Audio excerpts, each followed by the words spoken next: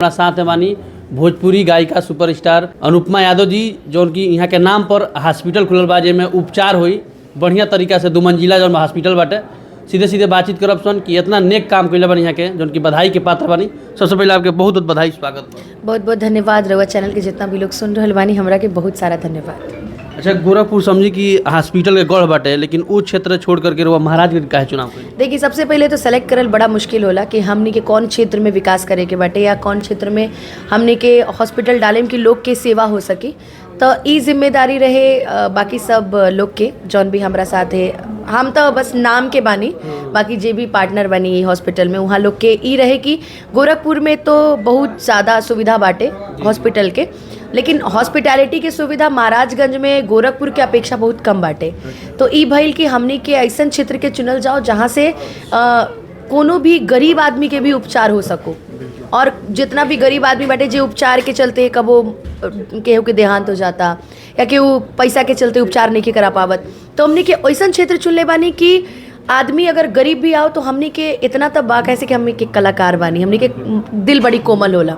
तो हमनी के हॉस्पिटल में केहू निराश होके ना जाए, हमनी के जितना हो सके उनकरा खातिर करे, और बस अपना बेटी अपना सारे बेटन के आशीर्वाद मिले। सीधे संगीत लाइन से मेडिकल लाइन में कैसे माने केकर के सहयोग बा? नहीं, मैं तो संगीत लाइन में ही हूँ, मगर मेडिकल लाइन से जुड़े के एक और बाटे कि हमने के जौन सर्किल बा वो मेडिकल लाइन के ही बाटे। हमने के दोस्त मित्र सब मेडिकल लाइन से जुड़ल हुए बाटन। तो यहाँ के पहले भी हॉस्पिटल रहे, ओकरा बाद एक जौन यहाँ के पार्टनर बानी ऋषभ जी, उनकरा के ब्लड बैंक भी बा गोरखपुर में भी, जहाँ मैं पिछले साल आइल रही।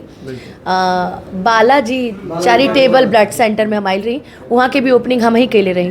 तो ई भइल कि गोरखपुर में तक खुल गई बा, अब एगो महाराजगंज में भी डालल जाओ।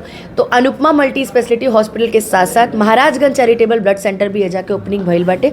तो हमने के एक छोट से हमने के सोच से शुरुआत कैले बानी कि हमने के आगे से कुछ अच्छा हो कि बाकी भोजपुरी इंडस्ट्री में हम ई कोशिश करें कि हर केहू कलाकार, देखिए पैसा सब केहू के पास बा, हम पैसा नहीं कमैले आज ले जीवन में, जितना भी कमैले बानी सब रउआ सबे देखते बानी कि अपना लिए अपना परिवार खातिर हम हमेशा सोचिला।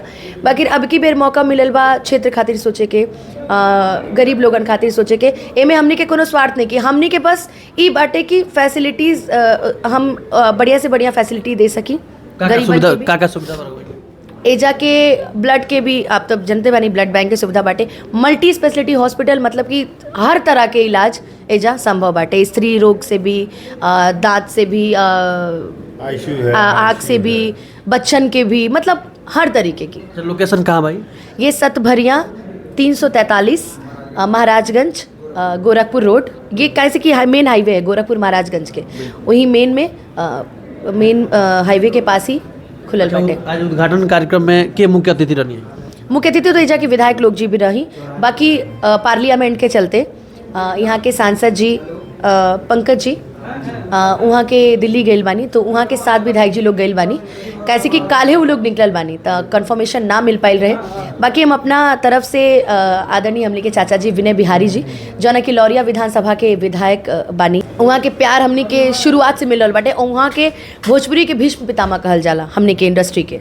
तो वहाँ के भी आइल रही, अपन प्यार आशीर्वाद देनी है, और खूब सारा आशीर्वाद हमने के देके गइल बानी कि तोहनी के हॉस्पिटल बहुत चलो, और के ऐसन मनोहर मंगल मूरत सुहावन सुंदर सूरत हो, ए राजा जी ये करे ता रहल हा जरूरत मुहूर्त खूबसूरत हो।